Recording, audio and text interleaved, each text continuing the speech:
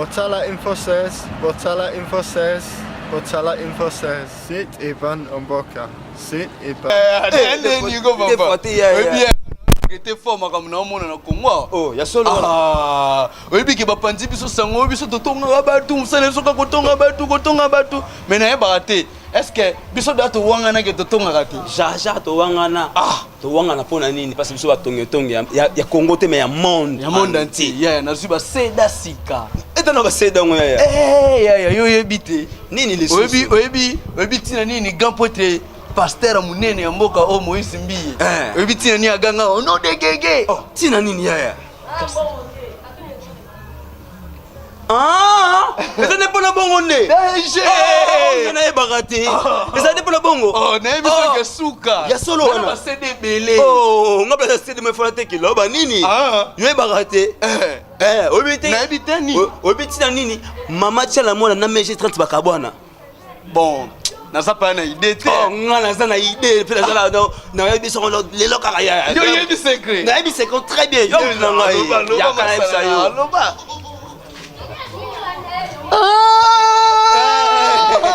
Ah mais j'ai danger.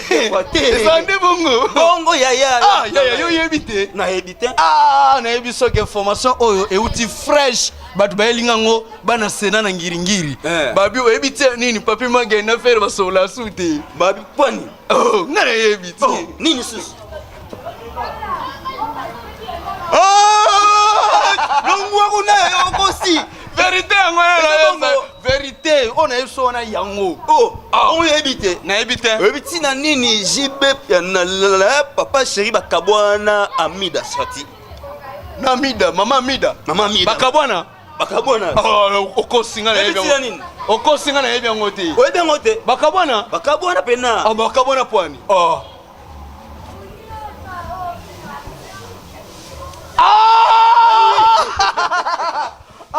Ma vie la biso ba mystique hein. Très mystique. Bon désolé non. Et puis formation o yelinga lelo na 6h. Na tonga lelo. Ba benga ono omoni hérité wata ti nenge voyage ane simbite ti bazongisi ye. Eza pona mutu mo azaki wana. Mutongo nini? Mutongo très bien. Nani? Oh.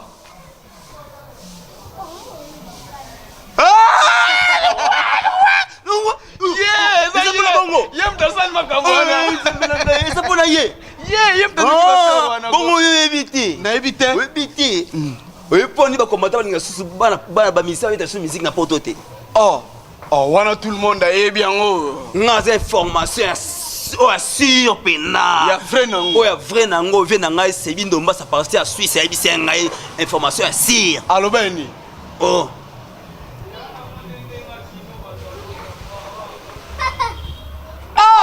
Mais oui. Ya siko information na yebisa weza ya suka onga na zwaki. Bon, ba yebisi ngai ke ba yebisi nga kutu nini yango. Obosani. Tu as oublié. Zela. Ngaza sona okwanzo mona boy eya. Yo ka don o ngai, ngapela o eza ya sir. Nga o eza ya sir. Tu kwanza boy pesi maman idée. Je me pona nini. Ba musicien Félix Wazeko ba Jos Biena ba Gabana ba Jesak Tina balongwa. Na yebite. We ba Tina te. Na yeba te na comprenez pété ka batu balongwa ka batiki Wazeko ka bongo. Kanga nengwana. Ba tusa kanisa za pona mbongo to pona nini. Ezai poni. Ya mtu na ngai.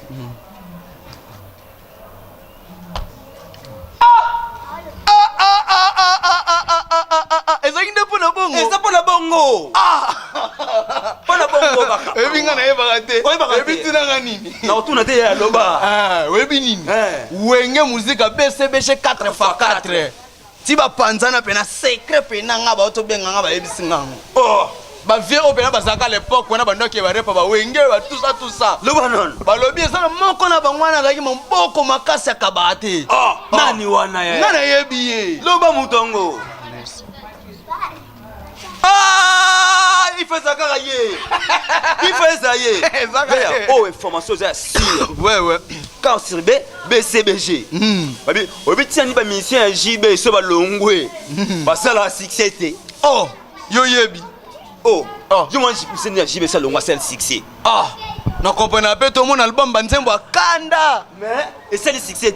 Ça tu n'as pas na nini. Pona nini? Ah, c'est une très belle question. Et ça mérite une très belle réponse. Yam tunangai.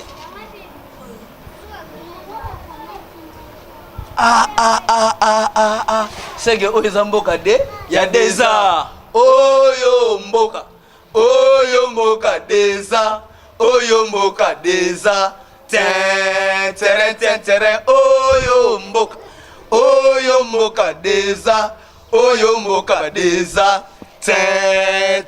terrain tovandi na pale toyoki kaka balobi tokende kozwa bakati lecteur terrain suka nango ekomi o elex kutu ekozala nango tete terrain pourquoi comme ça papa pourquoi comme ça maman terrain pourquoi comme ça tantine pourquoi comme ça tonton terrain makambo ebele ya koloba ezali mais lelo tokoloba te tobombeli bino la suite à la prochaine numéro.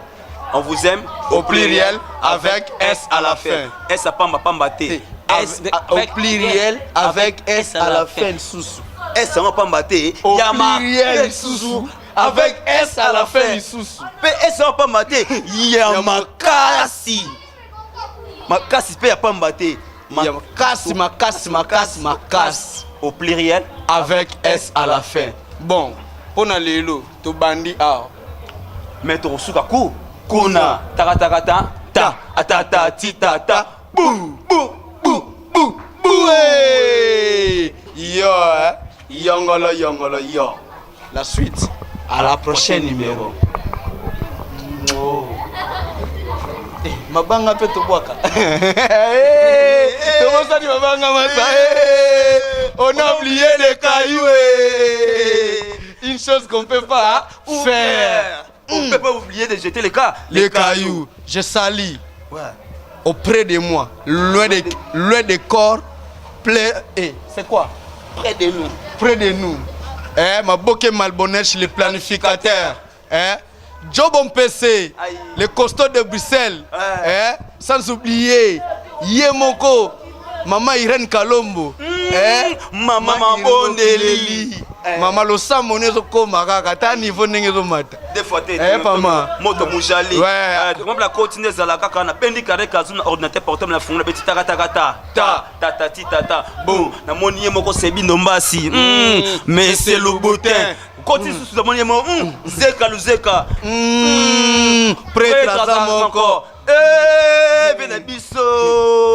Venabiso mombala mandefa pe ya pembe Didier Masuki viens je te salue à passant ndenge za la kaka na belisu kareka zoom na moni frère chéri parfaite la chou na kati à Paris na belisu kareka zoom na moni je peux faire la luquette pena que vie ne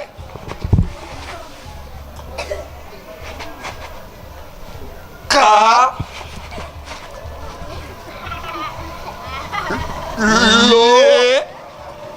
lo yo lo komi lo ngana komi ye Kevin Kayembe ka ye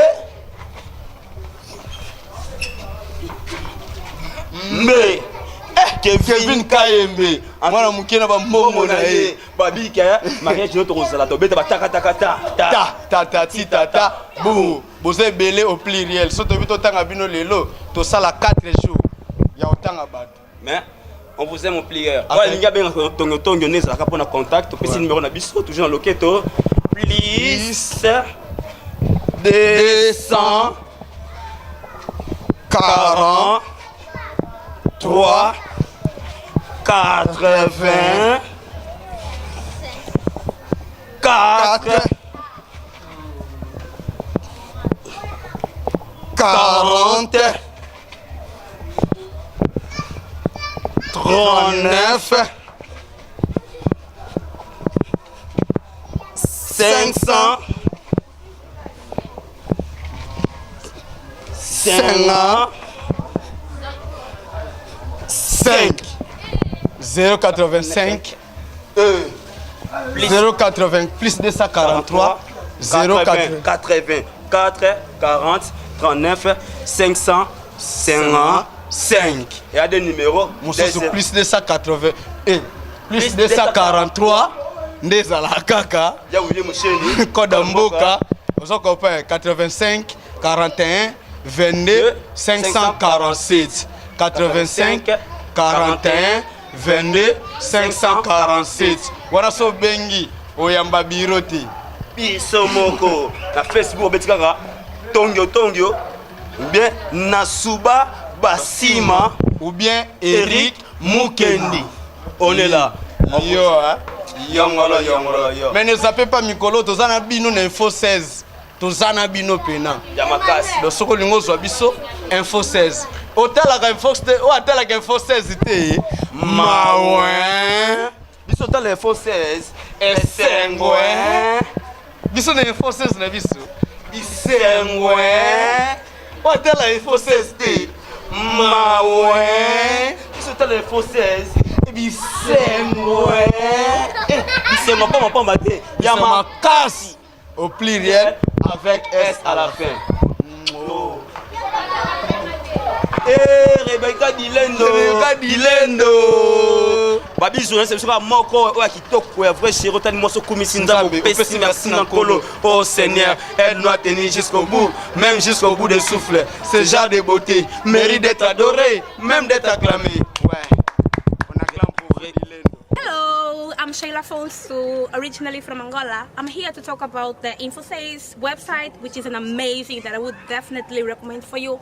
If you are interested in fashion, shopping, politics, whatever, this website would be the perfect because it will give you like information about everything around all over the world. If you are a foreign student like me who is in England and from Angola and want to get more information about back home, please do so. The website will be down here. It's www.infosays.com. Please do it now. I'll see you.